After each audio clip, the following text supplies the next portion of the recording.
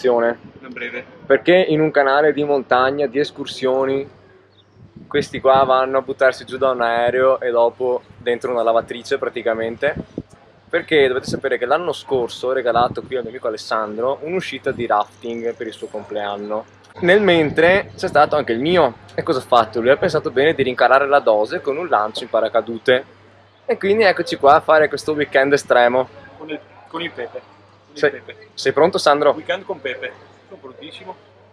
Allora andiamo a vedere cosa succede.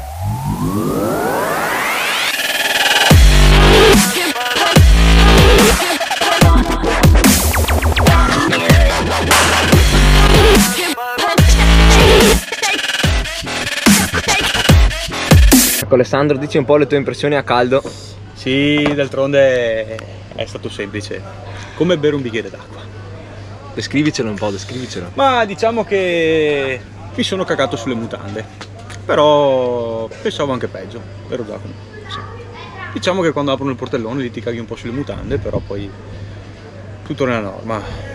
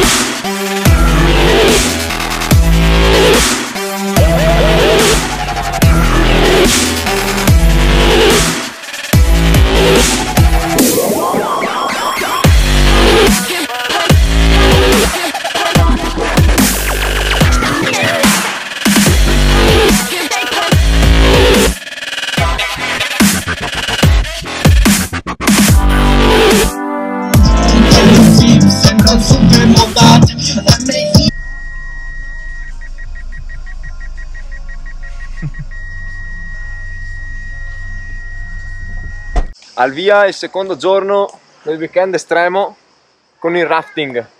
Sei carico, Sandro? Quasi pronti?